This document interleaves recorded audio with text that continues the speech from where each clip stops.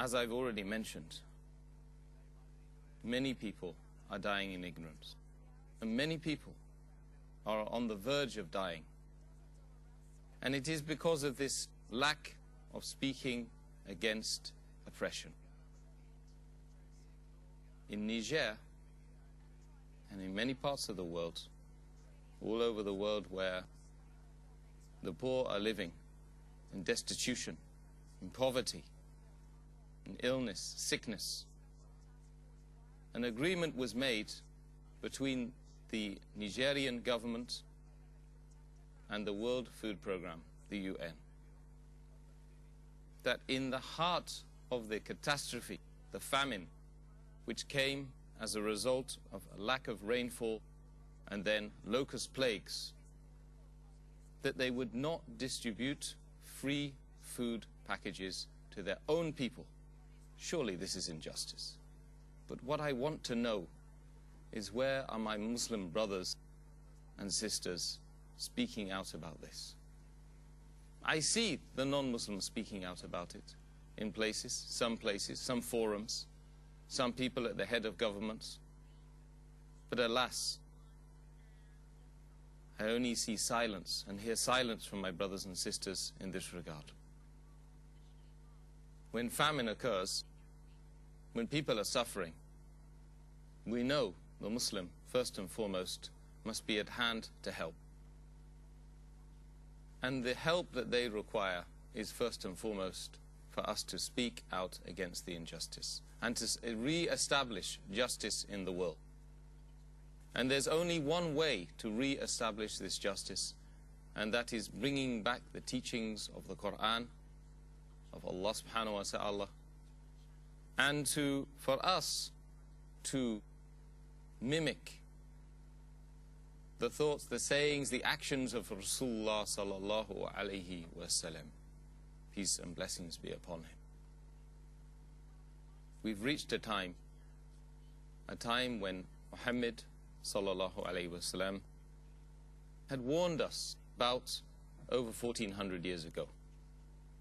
An illiterate man who lived in the desert, who had no soothsayers, who had no counselors, no spin doctors, but yet he warned us about the conditions that we are in today.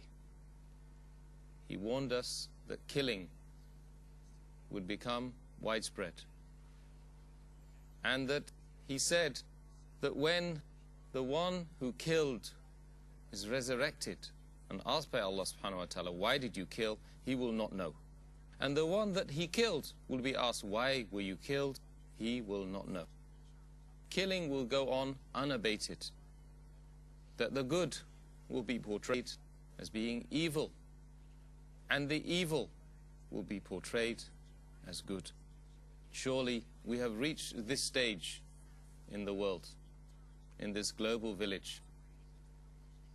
We are told this faith, this deen, al-Islam, perfected by Prophet Muhammad sallallahu alaihi wasallam over 1400 years ago, will become like holding on to hot coals. Surely now, my dear brothers and sisters, you recognize these conditions. Now is the time.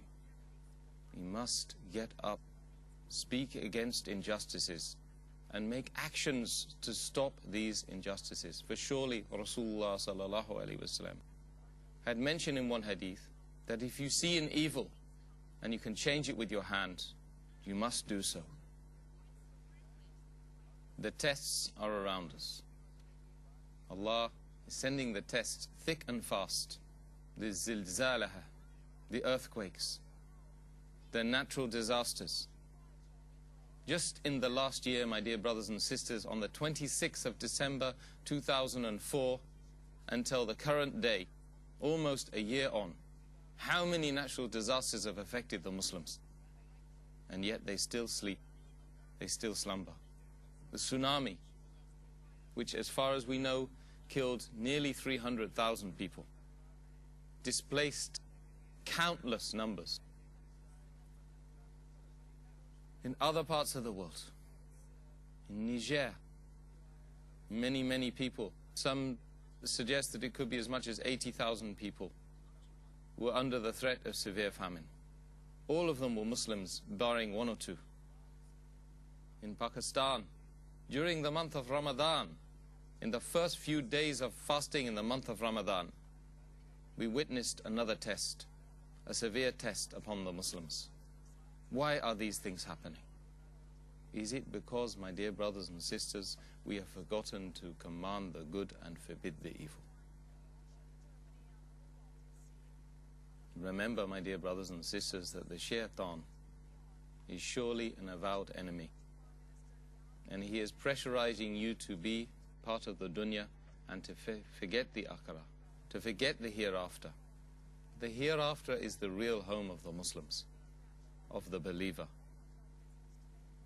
And remember, in another narration, the Prophet Muhammad ﷺ has warned us of other signs. The Ruwaybida will speak out. That the one who does not hold knowledge of Islam and its verdicts, does not have guidance from the scholars of Islam, will speak out. And what he will say will cause fitna. And these are the conditions that we live today. And finally, that the slave will give birth to her master.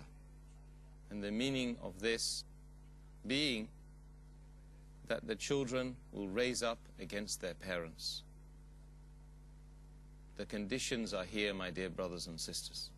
These are all signs, minor signs of the Day of Judgment. They are here. The question is, what can we do about this? We need practical steps and we need solutions. Allah subhanahu wa ta'ala, of course, has established the prayer.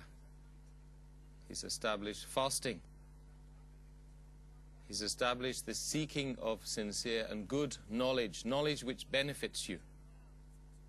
All of these things are wajib upon the Muslim. Yet we see in universities up and down the lands in the world, actually, who are the people seeking knowledge of Islam? Ironically, it is the non-Muslims. We see classes, Arabic classes. And if you go in London today and go and find out who the people are who are seeking knowledge of Arabic, it is not the Muslims.